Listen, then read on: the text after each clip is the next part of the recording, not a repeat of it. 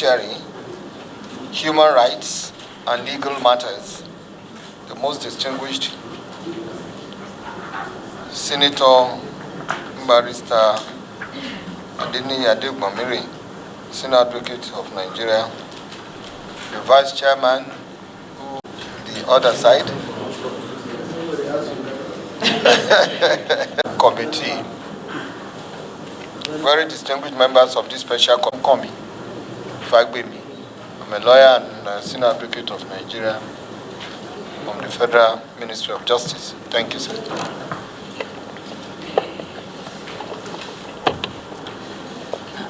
Distinguished Chairman and members of this committee, I'm Beatrice J.D. Agba, MNI, Solicitor General and Permanent Secretary.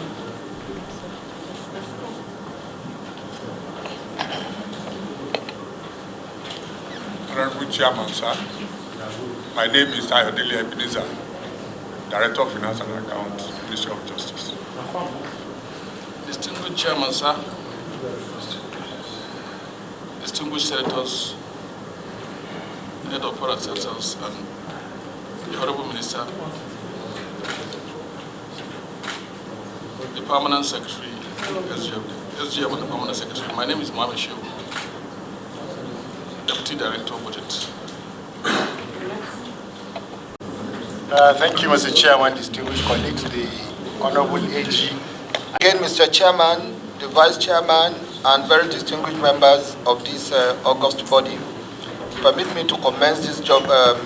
Distinguished ladies and gentlemen, permit me to commence this budget defense speech by conveying the appreciation of my team in the Federal Ministry of Justice and its agencies to the Senate and members of this distinguished committee for the unwavering support which we enjoyed during the 2024 budget cycle.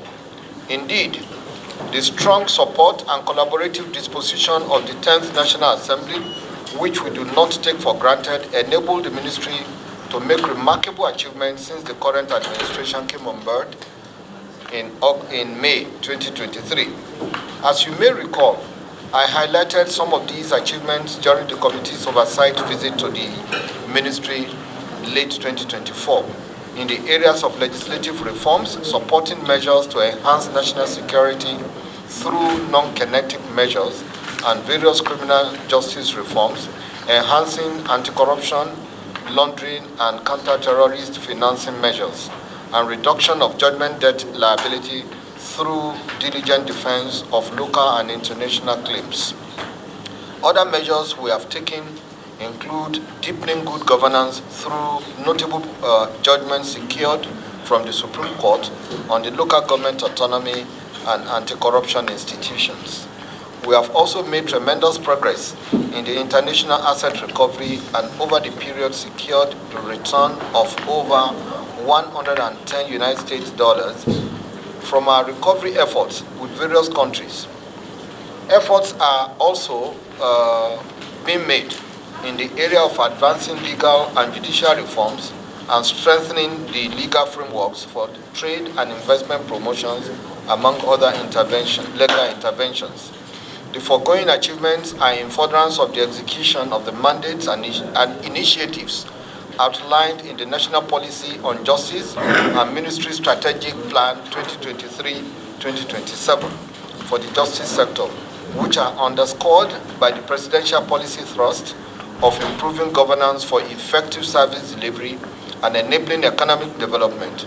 Thus, the ministry directive principles and guiding objectives are in full alignment with the theme of the 2025 budget, which is titled, quote, Budget of Restoration, Securing Peace, Rebuilding Prosperity, unquote.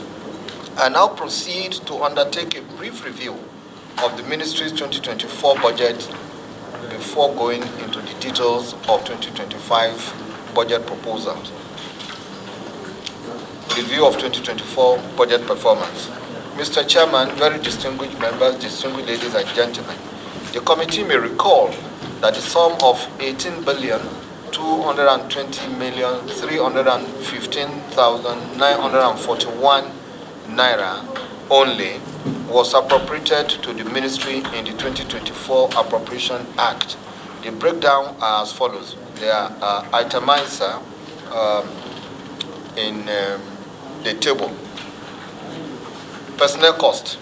Distinguished senators may wish to note that the sum of 3,893,377,907 naira only was appropriated for personnel cost in 2024. These comprised of 1. Salaries and wages. These amount of salaries and wages and non-regular allowances. For salaries and wages, the amount was disbursed by the Office of the Accountant General of the Federation through the Integrated Personnel and Payroll Information System, otherwise known as IPPIS platform, and it includes payment of peculiar allowances for State Council and other cadre of ministry, as well as their peculiar allowances and consolidated salaries. For non-regular allowances, a sum of 108,361,283 naira only was allocated for the payment of peculiar allowances of State Council of the ministry posted to the Gambia. Unfortunately, this amount is yet to be released by the Federal Ministry of Justice to enable us to pay our officers who are serving in the Gambia, and one of whom we lost late last year. Overhead expenditure. The sum of 8,860,880,309 naira only was appropriated as overhead, but was fully utilized. I deal with capital expenditure.